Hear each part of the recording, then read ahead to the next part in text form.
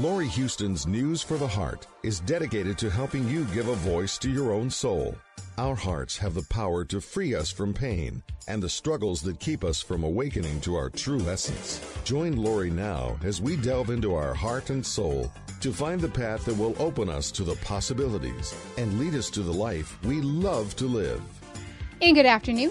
This is News for the Heart. And today I have my awesome co-host, Tracy McBurney, with me. Always so excited to have her. We are going to talk about decrees.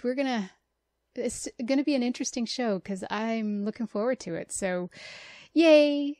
Hey, Trace. Hello. Hello. There she is. There's the laugh. Awesome. Yes, awesome. Hello. How are you? Good. Awesome. Well, yeah. Okay, so I made a couple of notes, and I just thought today this would be lovely. This would be kind of an awesome thing to put on a radio show. I love the concept of it. It's kind of like decrees are what I've been told is decrees are like a 5D interface. So it's a really nice way to move somebody out of kind of the 3D world, the real physical world that they might be trapped in with no real connection to spirit and their own light, and really just move them very quickly into solutions and living more from a 5D reality. Nice. So decrees are a command. And decrees are always connected to light. So you are always working with light. There's no working with darkness with regard to decrees. You're always working with light. You're always working to better connect yourself with your own light and with that source light. Decrees, really, they're given by cosmic law and order. So there's kind of a specific wording for a decree that moves something out or a decree that brings something in. So working with decrees is actually quite lovely. Like it's quite simple. I think you've heard me say this before, keep it simple, smarty. Like really, keep it simple, smarty. So I love that too. So I just thought, well, let's bring forward this concept and then see what people are going to be able to make of it. Right. So the decree, or one of the decrees that, or probably one of the master ones that's about moving things away from you, is just the simple decree that says, you can leave now. Right. So blank, you can leave now. So that doesn't necessarily mean that you get to say, Father, you can leave now in decree, or Mother, you right. like it's, but the energy swirling around Father that's right. becoming so problematic, you can leave now. Nice. The pattern that is being used here to manipulate me, that can leave now. Does that make sense? Mm-hmm. So this can be as simple as stress. So I'm just feeling stressed right now. I'm trying to figure out which way to go, change in career. I'm just feeling stressed. Okay, stop. I am creator of my world. I have this ability to work with this 3D to 5D interfacing tool called decrees. I'm feeling stressed or anxious. Stress, you can leave now. And that energy starts to disperse. And if you don't feel it dispersing, like you made that command and nothing happens, then it's kind of an energy medicine. I'm always saying, hey, if you do that and nothing happens, look for the blocks.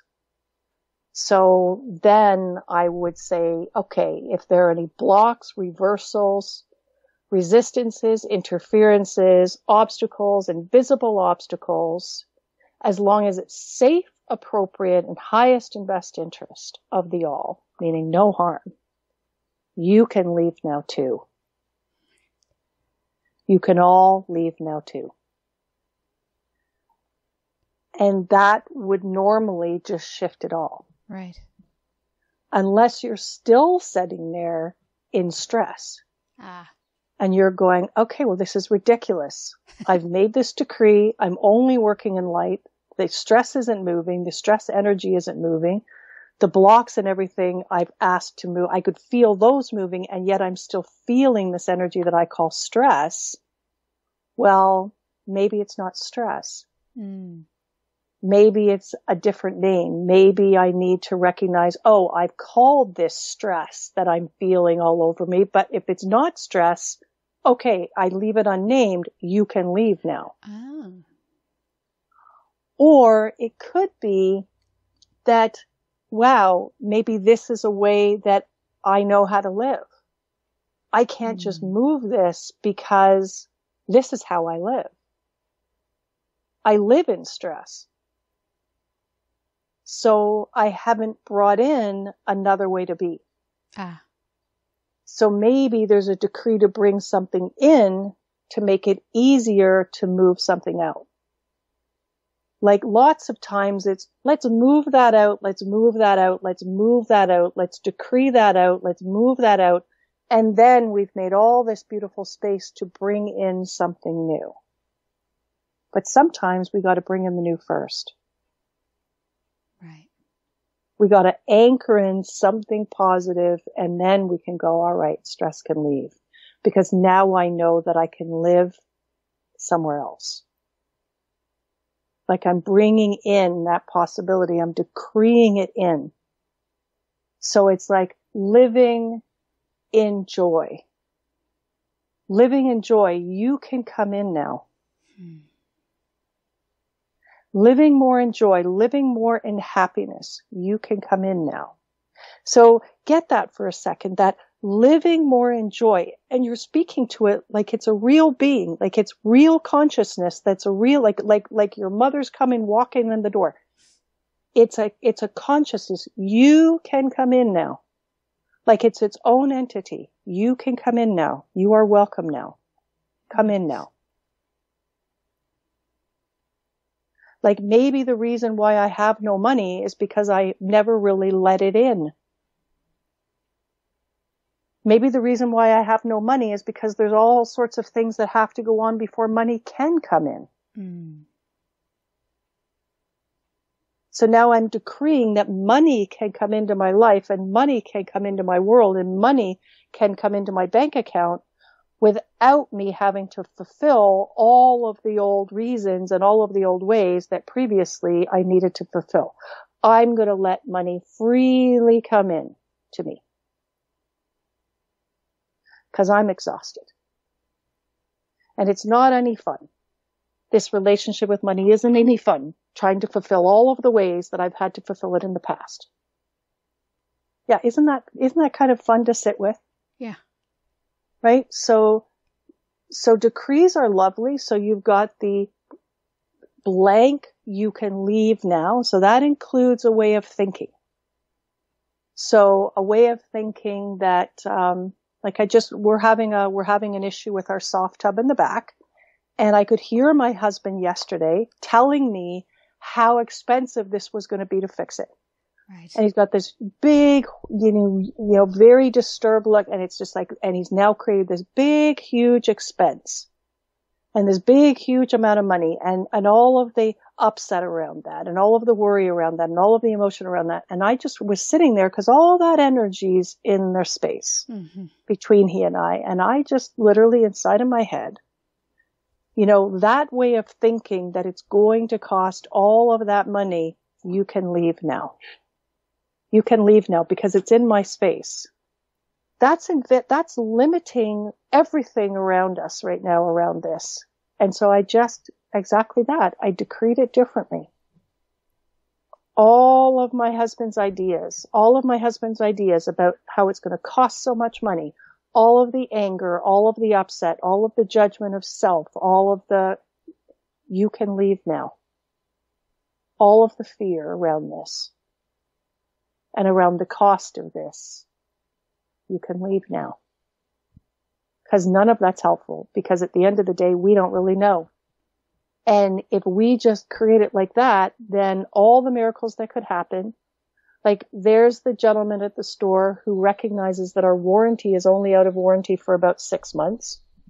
recognizes that we've already had a problem with the motor that got covered under warranty about 7 months ago, recognizes that we don't use this product very much at all, and is really just sitting there saying, I'm going to go to bat for you guys. I'm going to get on the phone with these people in Sudbury, and I'm going to tell them what's going on, and and I'm going to see if I can get some money back for you or get them to pay the bill. So he's busy doing that, and my husband's busy going, oh my goodness, the money, it's going to be so much money. I know it's going to be so much money. But you don't know. Right.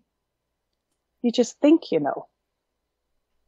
Meanwhile, all of that other stuff that I think is much more positive is over there in the other background, and which seems louder.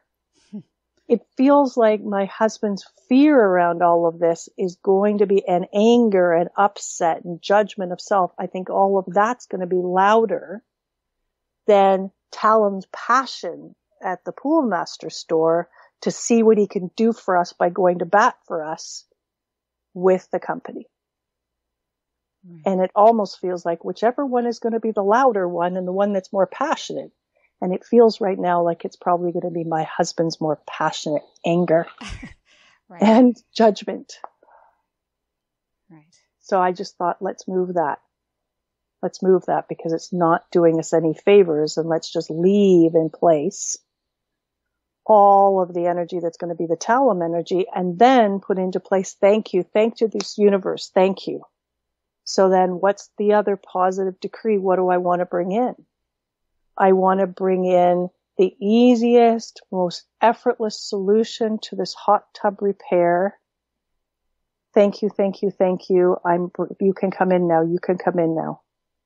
You can come in now. The least expensive, easiest, simplest, most delicious, but beautifully done repair of this hot tub on our behalf. Thank you to the universe for helping with that. Thank you for bringing in all of the team that can help with that. Thank you. Which means the spirit world too, right? Like I'm very open to the spirit world. You can get right underneath that tub, please. You can start to sort whatever's going on in those, PVC pipes, because we have no clue. Like it's just a bizarre thing. And it's just a wonderful little kind of portable little hot tub. So it's not like we're digging something out of the ground. It's like something that rolls along the lawn so that it can get put into a cube van to get transferred out to this place to get it repaired. So it was always designed to be something that, you kind of get the luxury of the concept of a hot tub for not an extraordinary amount of money. Right. And I envisioned that years ago when I rented one for the bar that I was general managing at that time. And we had a hot tub party with Bud Girls, and we wheeled the biggest one of that onto the back patio so that we could self-realize that on that night. And it was quite extraordinary. And I remember on that night, kind of in the tub at the end of that night going, wow, I want one of these. One day I'm going to have one of these in my backyard, nice. Maybe a smaller one. But yeah, this would be super cool. And 20 years later or something, it's like it came rolling into our house. Nice. Yeah, so it was kind of neat. Okay, so now we just like that fixed effortlessly, right. Easily. So bringing that in. So just decreeing that in. Come in now. Like it's its own entity. Come in now. The simple, easy, effortless, building the team in the spirit world, all working with light to come in to deliver that beautiful, simple, beautiful, elegant, lovely, not very expensive solution to this problem so that everything is fixed beautifully. Thank you for everybody that showed up to do that. I allow that to come in now. And it's interesting because something has shifted in my world.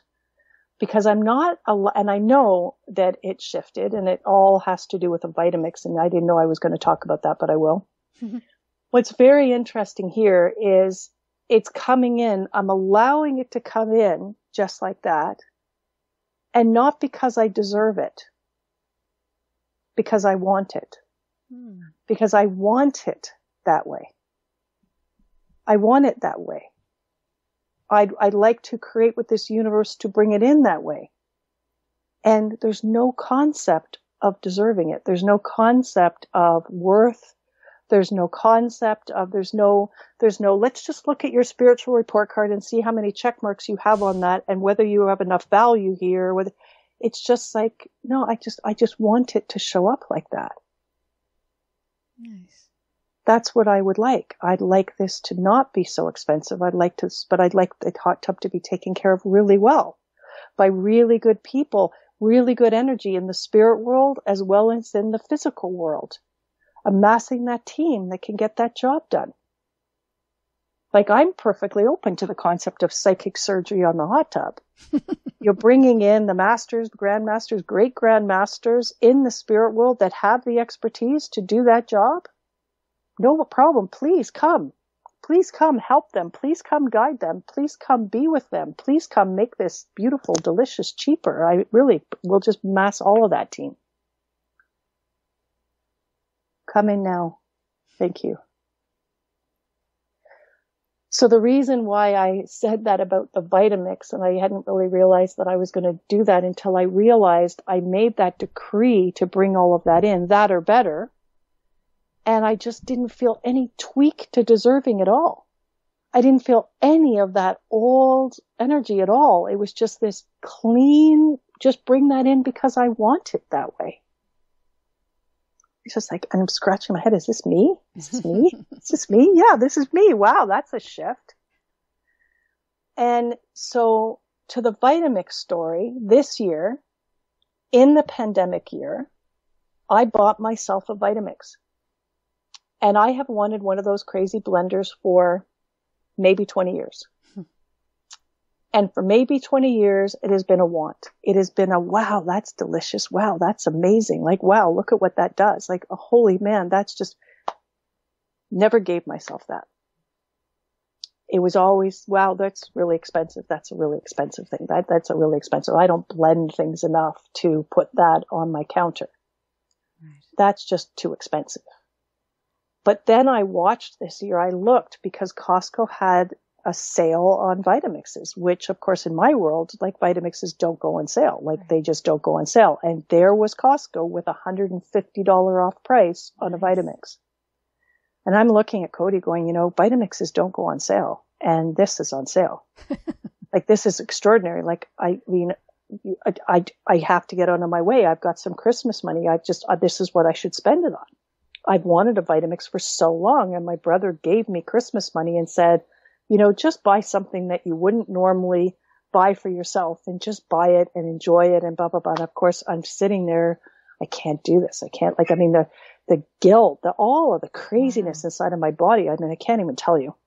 I would have loved to have known about decrees by then because it would have been so lovely to move some of that energy out. But I was tormented by this idea. So I bought it on sale because Costco's great. You can return anything. Yep. Even months later, you can return it. And I just kept the box. It sat in our living room for a month. I didn't open it. It just sat there in our living room, dining room for a month. And I looked at it and I went, no, I have to bring it back. I have to bring it back. This is just too expensive. I have to bring it back. I can't justify having this. Wow. So even after I measured it all out and I went, you know what, it could fit here, it could fit here. And if we just move this, and even after I did all of that, I didn't take it out of the box. And I watched myself move towards it thinking, today's the day I'm going to bring it back to my car, take it back to Costco. Didn't do that. Today's the day I'm going to open the box and put it on the shelf. Didn't do that. It just sat in the box. And finally I just went this, and I thought, now I really have to do some work on this. I really have to do some spiritual work on this. And so I started to pay attention to the monkey business. I started to pay attention to no, you can't really have this because it's so much money. And what are you going to use it for? And are you going to use it every day? And are you going to use it 2 times a day? And I was grilling my girlfriend who was the chef. What do you use your Vitamix for? Tell me all of the things you use your Vitamix, because I'm trying to justify having this. It can't just be because I want it. It can't just be because I want it. It has to be for a bigger reason than I want it. It has to be for a bigger reason than I love it. I love the way the Vitamix works. I'm a Virgo. I love the efficiency. I love so many things about that particular product. And then I recognized, look at all the things that I bought because I wouldn't buy myself a Vitamix. I bought a soup machine where the guy who sold me the soup machine at one of these shows said, and the blade is like a Vitamix blade. So if you ever want to make one of those creamy soups, you'll be able to push this button and all that stuff that you've just made that soup with, you'll be able to zip it around like it was a Vitamix, but not for the price of the Vitamix. And I'm going, yeah, well, I bought one of those for $100. And then I bought a juicer that had a blade that, then the whole story is, this is just really quite similar to the Vitamix, and it's going to pulverize stuff and blah, blah, and it didn't work very well. So I bought one of those. Then I bought another juicer. And so I'm literally looking at these 3 products that I bought instead of a Vitamix, sum total of those about $450 when the Vitamix was $650. And I'm like, I bought all of those. And I'm thinking, and I never gave myself what I truly wanted. Because I couldn't justify it. I finally moved through all of it. In fact, at one point was crying. I was literally crying. I was literally crying because I was literally moving out some really old energy around this whole thing about my desires and them not being good enough, or, it was a really painful amount of work, and there was no decree stuff that I was working with at that time. And I finally got myself unhooked from so many different things, and I could literally take the Vitamix out of the box and say to myself, I'm going to have it because I want it. I'm going to have it because I want it, and I'm fine. I've moved all the guilt around this. I've moved all the shame around this, all the embarrassment around this. I'm okay with having that Vitamix there, and maybe I'll use it that week, maybe I won't. But it's going to be on my counter as a beautiful appliance that I've wanted for 20 years. And so that's the way it's been. Since it was, and I think I've used the Vitamix maybe 5 times since I put it on that counter. And each time that I've used it, or my son's used it, and I watch it work, and I watch the pina colada being made or whatever, and I taste the frothiness of it or whatever, and I'm just like, I love that I bought this Vitamix. I just love this pina colada. I just love the fact that it tore the shred out of that pineapple and just made this incredible pina colada. That was just amazing. And I'm just in such appreciation of that machine and its ability. And then it just stays there on the countertop, dormant until the next time I use it. But all of the deservedness gone. Right. All of the, you have to use this every day, you have to make use of this, you have to get your money's worth from this, you have, all of that, just gone. It's just that, and I recognize that I'll have that Vitamix in my life, maybe for 15, 20, maybe for my whole life, maybe not. But I'll have that Vitamix in my life until there's something better, or until I really don't want it anymore. And I'm okay with that. I'm okay with that. And so all of these old issues were gone. And I recognized how much pain I'd put myself through by making all of this stuff a deservedness issue and a justification issue. And why wasn't it enough that the spirit of me, this really came from the spirit of me. It really came from a really deep place of really liking that machine, if that makes sense. Like really liking how it worked. Really appreciating how it worked. It was the same thing that I felt about the Krups espresso machine when I bought it. Like it wasn't an expensive machine, but I really liked its design. I really liked the way the German, mechanics had figured some things out. It was just delicious. And and I never stopped appreciating that machine until it just was done and I couldn't replace it and get another one. Oh. And, the machine that I have now is just, I don't have that same kind of delicious kind of, appreciation for the perfection. Yeah, there's the word perfection. It's just like that perfection of whatever that is. Like somebody just really reached to the God sense within themselves or whatever the company was to really just self-realize that. on the planet. So yeah, anyway, back to decrees, but yeah, so that was what I saw. And I just saw it now. I thought, that's really cool. It's really cool to not get into all that monkey business about deservedness. It's like, no, it's nothing to do with deservedness. This is what I want. I want it to be easy. I want it to be not so expensive.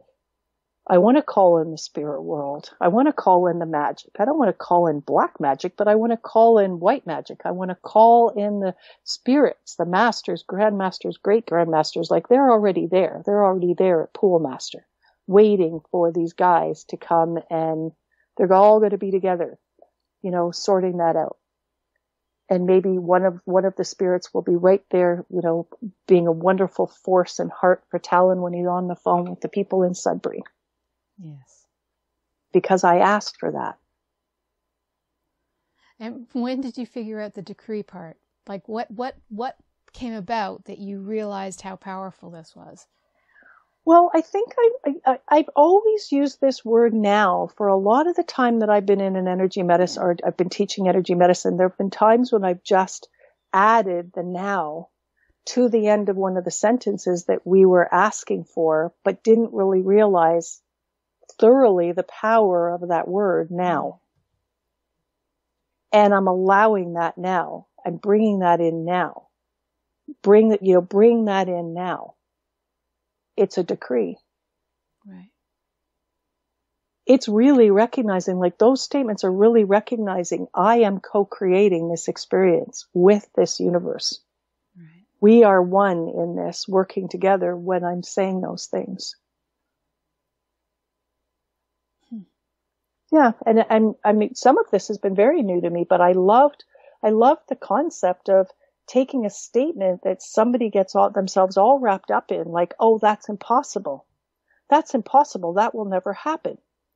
Right. And so just the quotes around that statement, that's impossible. That belief that that's impossible, that will never happen, you can leave now. Because you are limiting me. And you are limiting the whole experience. And really, at the end of the day, how can I know that? How can anybody know that? Maybe it hasn't happened like this for 400 centuries, any other way other than it's happened. But maybe it's because for 400 centuries, people have said to themselves, that's impossible. It can never happen any other way. And so it doesn't. So I'm just opening up to the concept of magic. I'm just opening up to the concept of being wrong.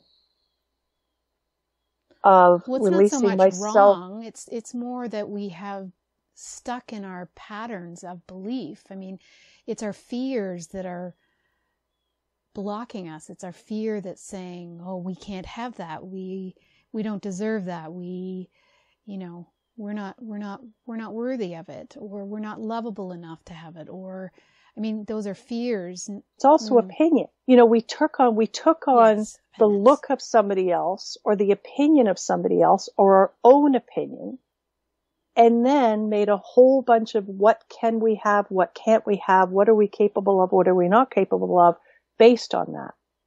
And so it's in a weird sort of way, there's a bit of an arrogance. Oh yeah. Right? When you kind of stand there and say, that's impossible. That's impossible. That's impossible. That will never happen. Oh, well, thank you, Buddha. Well, thank you, all-knowing. That I'll sit in the presence of you, the all-knowing, as you say that to me. And how do you know that, please? Could you please sit here and tell me exactly how that you know that? How are you so sure of that is impossible and that will never happen? How do you absolutely definitively know that? That you would stand there with both of your hands out and tell me how it is. Because that's our experience. Right. And so I'm prepared to say maybe, but maybe not. Right. And I'm not prepared to limit what could be available to me or a client based on what the experience was yesterday or 200 years ago. Because that just has us going into the data banks of subconscious information to find the very best end result that maybe we can find and saying, okay, there you go. Or going through that whole data bank in the subconscious mind and going, well, it never happened. It's never happened. It's never happened. So it must be impossible because it's never happened. Well, then it never will. Right. If that's the way the thinking is. So I'm just wanting to be open to things not necessarily being so certain. Because then as soon as we sit in that certainty, then there's potentially a limitation there and an arrogance. Right. Because how can we really know? Well, we have that God energy connection within us, but so often we're not using it or connecting with it. Right. And we're limiting it by telling it what it can and can't do. Mm-hmm. Yeah. So with myself and working with these decrees, I was having a little bit of fun the other day because I was just sitting with the desire for more clarity on what to do next in my career. So just looking for more clarity. Right. So as a decree, greater clarity, greater divine clarity around a direction for my career. Thank you for coming in. Come in now. Come in now. Now, what could be in the way or make it a little bit more challenging for that beautiful energy to come in? Well, all of my doubt, all of my fear, all of my anxiety. So the concept, if I've got fear and anxiety and self-doubt and low self-esteem and a low sense of confidence, if any of that stuff, energy, is existing within me, you can leave now. Because if I sit with that, I don't think that the light within me, my true self operating in light, sits in a place of low self-esteem. I don't think that my true light within sits in a place of lack of confidence. I don't think that my true sense of light within is in a place of self-doubt. So as I wish for these sorts of things to leave now, my desire is to bring more of the clarity of what is the truth of me into those spaces. So almost like a circle, the completion of a circle. And so that I'm just making space to bring in a greater sense of the truth of me, a greater sense of what is truth at the deepest resources of me. And I'm making space for that. And then I had a sense of, well, if I am, which I am, if I am in this place of lacking in clarity, which means I'm in some sort of a disconnected state from that divine sense of myself. So if I am actually in that state, which I am, and maybe I'm then sitting there going, dissatisfaction. So just kind of going, looking back and going, okay, well, part of the issue of why I'm looking for this little bit of a change is recognizing for the last couple of years, this almost like dissatisfaction, like there isn't enough passion, there isn't enough joy in the decisions that I've made and continue to have made. And so there was the feeling of dissatisfaction and the feeling of disillusionment and maybe even a little bit of a feeling of apathy and just not as invested, not as inspired. And then just kind of sitting there and going, okay, well, I remember that's not where I was. That's not where I was, but that's where I got to. That's, after X number of years in the career, I slipped in my magnificence, so to speak. I was now sitting here in kind of a gully. And so I kind of sat there and I went, somewhere in this experience, because it was so joyful and so amazing and so fulfilling for X number of years, somewhere in this experience, I got lost. So then, of course, I'm then asking a pretty meaningful question. Where did I get lost? Feels like that's the truth. I got a little lost. So where did I get lost? When did that happen? When did everything take a little bit of a turn downward? And I got the answer to that. And I sat there and went, wow. Okay then. All right then. Now with this kind of new, cool decrease tool, how do I want to work with that? What energy was there in that moment that I see from my past where the loss started to happen? Where I couldn't figure it out in that day, where I got really stressed about something that happened that affected and impacted my career, and I didn't have an answer for it. And not only was I troubled, I was afraid. I was afraid for them. I was afraid for me. I was afraid for what that would mean to my career. There was just so much fear and upset and feeling responsible for, and also feeling irresponsible. Feeling so responsible for what had happened, and therefore feeling so irresponsible too. And so as I sat with that and I got honest with that, okay, I started to use the decrees. All right. Feelings of irresponsibility at that time, you can leave now. Feelings of judgment of me at that time, you can leave now. Feelings of fear and terrified at that time. Terrified for me, terrified for them. You can leave now. Feelings that I'm so responsible for what happened. You can leave now. Feelings of doubting me as a teacher of that thing that I love to teach, energy medicine. You can leave now. Feelings of needing to step away from this because I'm not the right person to be teaching a class like this. You can leave now. Yeah, and even though I haven't even told you the whole story, you can feel energy shifting. Yeah. I can feel energy shifting for me and right. Listening to your story.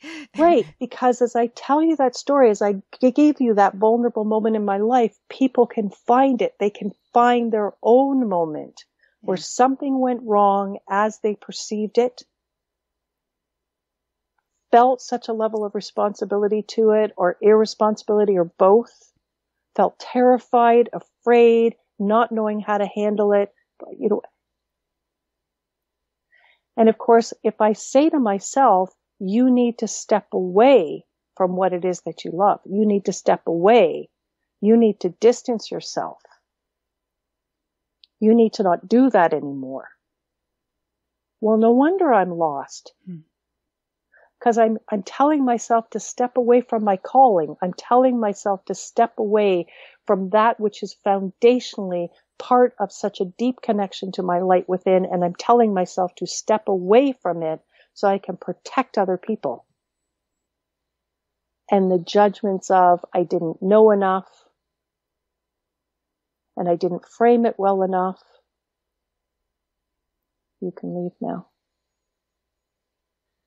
And the need to be in more control and control more, you can leave now. Because at that time, to me, it was like, no, there was just so much that was freely given, so much that was freely given, so much stuff that was just channeling in. It's like, no, we got to lock this down. We got to take more control. We got to be more in control of this. It can't just all freely come in like this. Because look what happened. It got misinterpreted by a student. This ended up happening, blah, blah, blah, blah, blah, and this whole series of coincidences. And so now we got to lock it down, take more control of this. You can leave now. Because that's what I saw as the solution to the issue.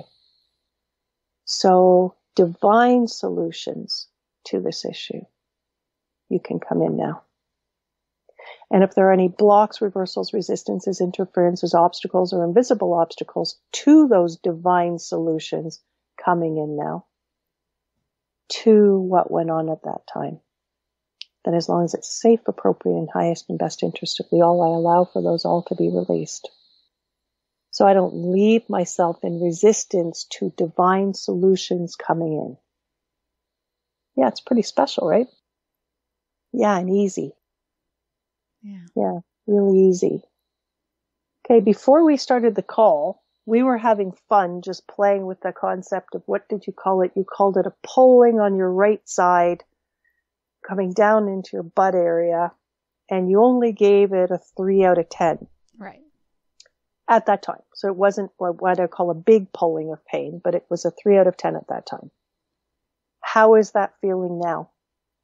It was mostly gone, and it's a little bit there. Okay, so playing with you just for a second, because I think, whoever's going to hear this, they might find it interesting. So, can you currently connect at this time to a feeling, an emotional state, a tightness anywhere, anything that just says, oh, you know what, that doesn't necessarily feel like it's flowing, or I'm connecting to what I might call a fear, or I'm connecting to anger, or is there anything that's coming up? I feel like it's partly associated with my determination, maybe, to walk more. Hot weather lately, so overheated. Along with the hot flashes, the hot weather is not my friend. Oh, Jesus. And so I go for my walks. Feel good about that, but then I think because last summer especially, starting of the pandemic, when it was stay at home, I kind of took that a little bit too much to heart and stayed at home. And I know that did a lot of, it really hurt my body to not be moving.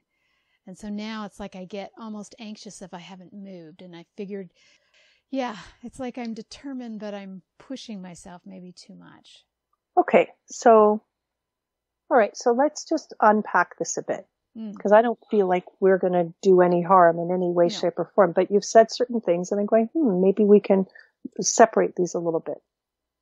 So, anxiety when I don't move, and when I don't get a chance to move, you can leave now. The anxiety that I felt, because I think you're still holding it in your body, the anxiety, maybe in fear, that I felt last year when I took the lockdown order really seriously and wasn't moving and wasn't leaving my house, you can leave now. And while we're doing that, I am asking for divine to come in to hold you. Because we're right back in that time frame. And I want you held. Yeah, because I didn't have your experience. Right. I live in a house with a son, 22, and a husband. So there are distractions. There are people to talk to. There's physical bodies in the house. Yes. Right? Whereas you're on your own, in your apartment, and now they've got you in lockdown. And so I would bet you that your body is holding a pretty nice amount of feelings of loneliness too from that time. So feelings of loneliness, I want you to repeat that, because really if it's not there, doing nothing, right? So we're just wasting time. I call it spiritual masturbation. But it feels like it is there. So I'm sitting here with that feelings of loneliness, and I actually feel like feelings of loneliness being held in the body and carried in the body, I think it's been with you always. And it would not surprise me if feelings of loneliness were part of your birth mother's experience, even while she was carrying you in the womb. And maybe one of the reasons why she came together with the man or the boy that she slept with at that time was because of feelings of loneliness. And so feelings of loneliness held in your body might remind you of that birth mother. And if she's in that state while you're growing in the womb, then it starts to create what I call the running home to mother program. So what's in the program? What's in the individual program that I call running home to mother? All of the feelings that your birth mother was having while she was growing you in the womb. So if loneliness, sadness, whatever, was part of her experience and it's now floating in the amniotic fluid and it's surrounding you, and that is your first home. Right. So not only does it create home, so that's what home is. It's a signature for home, but it becomes the very meat of what I call the coming home to mom program. And when does that get ignited? When you're in trouble. It gets ignited when you skin your knees. It gets ignited when you are traumatized. It gets ignited when things don't work out the way you needed them to work out. It gets ignited when you feel unsupported. It gets ignited when things just don't work out. And then we go running home to mom. Because mom's going to care for us and put the Band-Aid on our knee and make it all better. Moms make it all better in the program. So if you have loneliness in the amniotic fluid remembrances from birth mother, and you're in the pandemic, and you're already having a lonely experience and a fearful experience, now you're going to get a double whammy of it because you're going to be running home to mom and creating more of it. And if there's any truth to that, then you were not necessarily one of the people who had a birthing 9-month experience that was all Pollyanna roses and happiness and definitely right? not. And most people didn't have that. Most people did not have a 9-month gestation period of time where the mother just wasn't stressed, where the mother was just in lots of happiness and lots of joyfulness, calmness and harmony, and lots of us didn't actually enjoy that or have that. So when we ignite a running home to mom program, it normally puts us into a more troubling place. So what we'd want to bring in, trying to think of what the best terminology would be for it, because we want to bring in a new relationship with divine mother energy. Mm. We'd want to ignite that. We want to bring that in. And maybe even divine masculine, divine feminine. Yeah, bringing that in, calling that in, an activating and awakening of divine mother, divine feminine energy, divine father, and activating and awakening of divine father energy that we can become aligned with. I feel like the divine father was there. Yeah, okay. Just the divine mother, not so much. Okay. Yeah. And at that point, we can then allow for the running home to mom energy to leave now. So either it's the cleansing and clearing of that whole program leaving. Yes. Or it's cleansing and clearing what was in the program so that it can now become a running home to divine mother, divine feminine, when we're in trouble, when we're looking for something to make everything feel better. Yes. Felt more like the second one. That's what I thought too. Yeah. Yeah, because it feels like that running home to mother program, it's very limbic brain. It's very fight and flight. It's very rescuing. I don't think I ever felt that desire to run home to mom. Right, except that it is part of a triggered program when we're in trouble. Right. No, I get that. I get what you're saying. So it's almost like we're trying to slip back into mother's womb. Right. Get right back where it's safe and right back where we're protected. And right back in the old home that we knew, because at least we knew it, so we knew that we survived it. Yeah, so how does that feel now for you? Heat from my menopause, from my hormonal menopausal cycle, heat you can leave now, created through my menopause cycle. So what are we doing? We're bringing in new possibilities and new ways coming in from divine light. So yes, you're still in the menopausal cycle, but we're bringing in something new.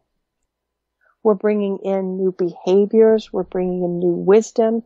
Like maybe it will all of a sudden come to mind to you, maybe an hour from now or 2 hours from now, that you just get this really strong idea that there's one thing that you've been eating has been spiking this or creating a problem, or you get this one simple idea that says, take this, like bring oil of primrose into your world or bring flaxseed into your, I'm making it up, but it's just like something just comes. Right.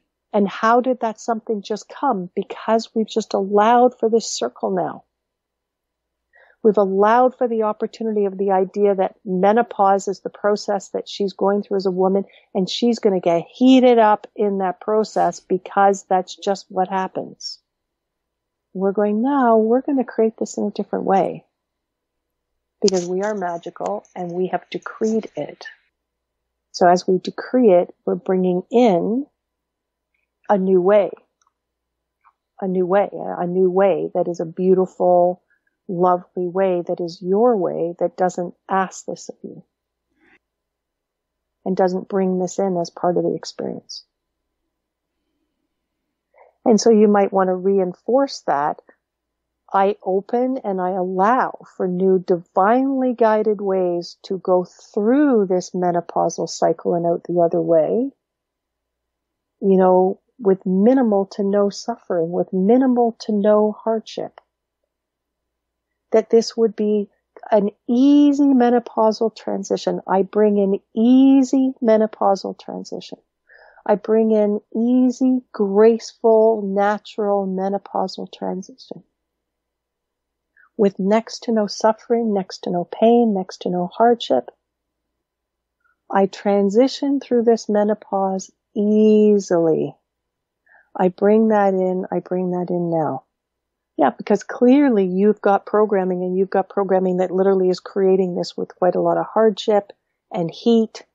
And it's like, yeah, and heat and suffering.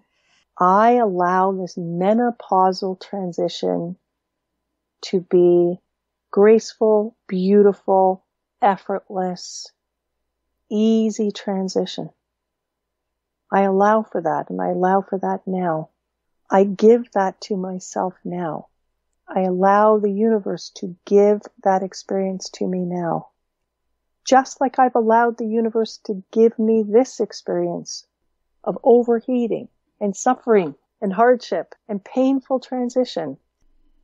I allow it all to change now. I allow for painless transition, menopausally, to come in.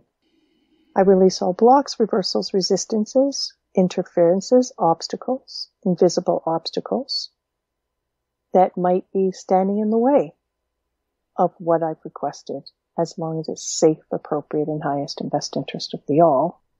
I allow all of that to be released now. How's that feel? Better. Very expansive. Nice, right? Yeah. And do you leave it in the you can leave now, or do you also then bring in? Well, here's the piece. It's like, yes, your conscious mind can bring in, but it is already happening. Like I see this beautiful circle happening. So as you're saying, you can leave now, it's almost like the goodness and the light of you is coming in because you've made the space.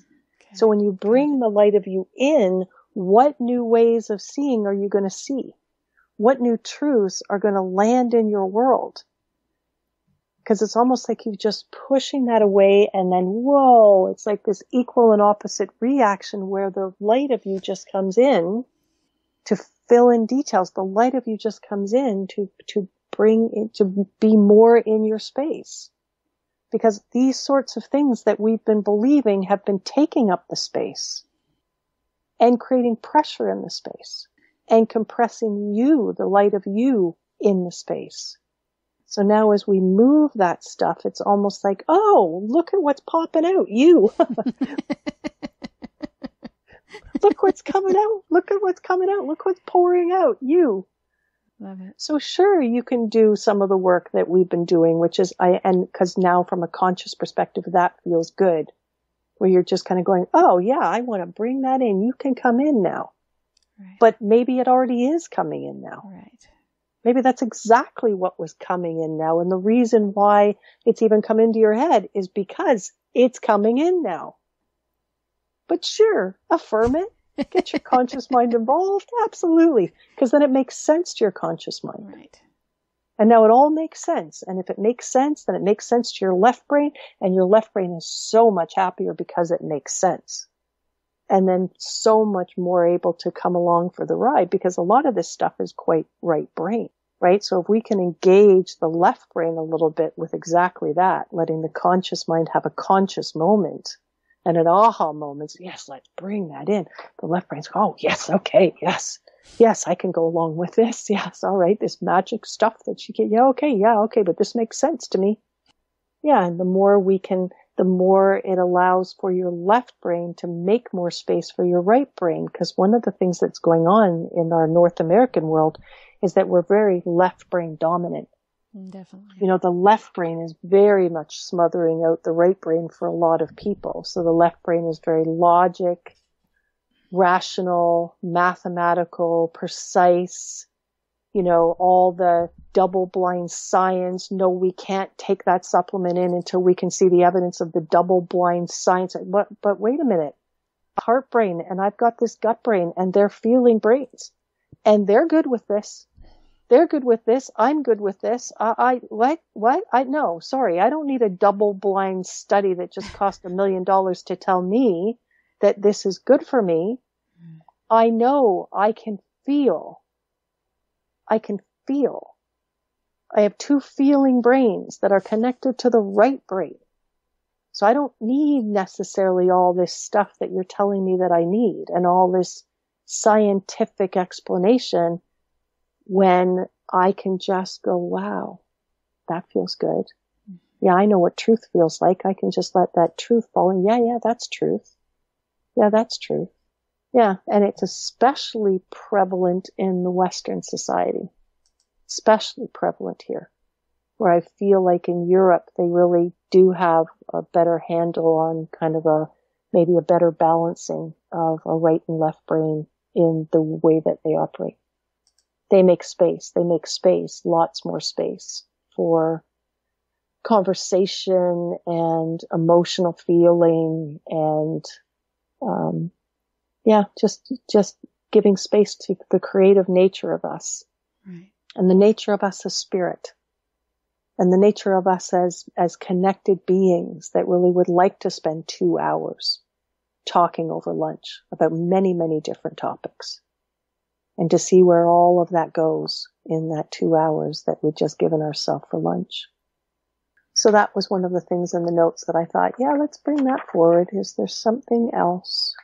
Oh yeah, this concept of, okay, so you put out, so this is another way to check up on yourself. So you put out a decree because it makes sense to you. You put out a decree that says, new job, come in now. Like, I'm so frustrated with my old job. New job, come in now. Like, I embrace the concept of you coming in now, you beautiful consciousness of a new job that is so deliciously good for me, that really connects to the light of me, the spirit of me, the essence of me. And yet what you're feeling is constriction, and what you're feeling is fearful, and what you're feeling is anxious as you say that. And you're kind of going, wow, these feelings are not congruous to what it is that I just brought in. You know, because I do want a new job. Well, do you want a new job? Well, what do you want a new job for? So you sit with yourself, kind of go, okay, these feelings are telling me something's off. That's what they're doing. They're telling you something's off. You're bringing something in and it's not feeling good. So you're bringing it in out of timing a little bit, so to speak. You're bringing it in when there isn't maybe the right anchoring, or you've got some more clarity that you really need, right? Which is why it's not feeling good. Right. So now as you sit with that, first of all, because it's not going to be so easy with all those feelings, so you can clear the feelings. Like, I get that I've got some work to do, but now I'm going to move these. So you can leave now. This anxiety that I've just created, you can leave now. I get it. There's something troubling about what I've just brought in. You know, the feelings of upset and nausea in my stomach, you can leave now. I get it. My stomach's literally telling me this is too much or whatever. And when you've moved those, you can even move back the decree. Okay, new job, you can move back. Move back. I brought you in too prematurely, move back. Just move back. Move back to where you were before I asked for you to come forward. Does that make sense? Mm-hmm. So that you're de-stressing yourself. So now you're sitting there going, that's interesting. So at least I brought myself back into kind of a balanced place, but there's work here for me to do. So what's going on here? Well, why did I want a new job? Why did I want a new job? Did I want a new job because I don't have a job right now. I'm sitting here, like, I'm not making it up for me, but I'm sitting here, I've got, I don't know, maybe some retirement funds or something. And I left the other job, didn't like it, really didn't like it, really didn't like the boss. Really good decision to have left that other job. Now I feel like I really do need a new job. But now I'm sitting there going, well, do I need a new job? I wasn't happy with the other one. I'm still figuring some things out. So what is it that I need? Oh, right. I need money. I need money. I really feel like the reason why I said I need a job is because because I need money. I don't want to necessarily go into my last bit of retirement. I don't with savings. I need money. So why don't you just bring in money? Oh, well, you can't just bring in money. You can't just bring in money. You have to bring in money to work for money. You're like, okay, well, yeah. But in the decree world, no, you can actually just bring in money. Wherever that money's going to come from, you don't know. But I'm really getting a little, I want some more time. I want some more time to really figure out my next step with regard to a job. And I'd really like to just bring in more money without necessarily feeling like I have to go get a job and commit to a job. And some people might feel like once I commit to a job and once I say yes to a job, I can't get out of that job. Right. I just get stuck in that job for 5 years because I don't want to disappoint people and blah, blah, blah, blah, blah. And now I'm stuck there for 5 years because I just said I need a job. And so just bringing that in. Money, come to me now. Money, I allow you to come to me now. Any beliefs that I've held that told me I have to work for that money, I have to work hard for that money, I have to earn that money, but I'm letting you go now. You can leave now. You can leave now. So what does that do? It allows for crazy things to happen. It allows for an inheritance to come in. It allows for the government to cut a check for your tax return 2 months earlier than it was ever intended to come to you because you're pushing that now. It allows for somebody to create maybe maybe it doesn't even feel like a job, but somebody to come up to you to say, look, I could really use that help. I could really use that help and I'm really happy to pay you. I could really use this help doing, and all of a sudden it's not even really a job. You're just helping somebody be an extra pair of hands. They're paying you extraordinarily well for that extra pair of hands because maybe they have all the money in the world and they're just being incredibly generous. But what they really need is this extra pair of hands, or they need an extra head to help them think something through. Does that make sense? Yes, absolutely. But they wouldn't necessarily create it as a job. Right. You're not necessarily seeing it as a job. And you're going, wow, somebody's paying me for this? That's crazy. Yeah. So anyway, I just thought it was really lovely to just use decrees to get out of your way and just allow this universe to work with you and make things a little easier. Yeah. I love this show. It sounds like it'll be a fun process to play with. Yeah. Yeah. Well, that's what I wanted, because I found it a very fun process to play with. Cool. And it was just to end this way. Again, the stress of the hot tub and the stress of the deck, the extension to the deck that we're doing for not a lot of money, even though wood's an incredibly expensive avenue. But it's beautiful how it's all being created. And so then the stress that my husband was feeling and the upset and it was filling the room as I went up to talk to him about something. And I just thought, wow. And his tone because he's that stressed. So it's like that real kind of masculine kind of, and I'm just like, oh, it's so hard to listen to you when you're like this. And I'd really like you, and my words weren't working, like they weren't working. I'm like, dear, you need to change your tone, like you're just being pretty intense. And it just wasn't working. And then I remembered the decrees. And I just went, yes. Stress in this room, you can leave now. Because I knew I'd created some of it. He'd created some of it. Stress, you can leave now. Anger, by whoever has created it, you can leave now. Judgment, you can leave now. Yeah. Insecurity, you can leave now. I don't know what I'm doing and I don't know how to do it. Energy, you can leave now.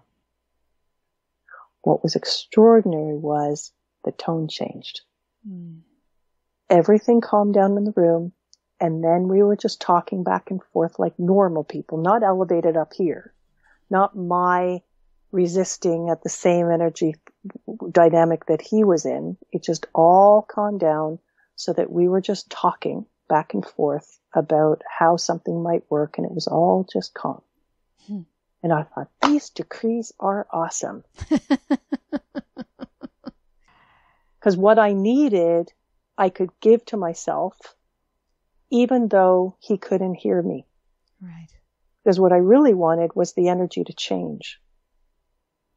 So instead of me trying to teach him something about changing his energy, I got to learn more about how energy could change in a room without having to teach anybody, and how I could just manage energy in a room, because I'm sensitive. I'm very empathic.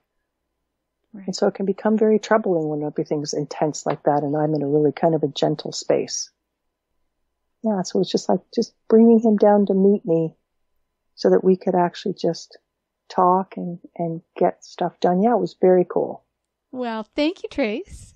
Yeah, no problem. You've been listening to News for the Heart. We've been getting to the heart of what matters, using decrees. And we'll be back. I think actually we're going to take a little bit of a break in the summer and we'll be back in September, but we'll see you then. Have a question for Laurie and want to be on the next News from the Heart show? Drop us a line via instant feedback at bmajor.org. News from the Heart is brought to you by Intuitive Soul and is produced by Major Radio for Clear Channel's iHeartRadio and bmajor.org.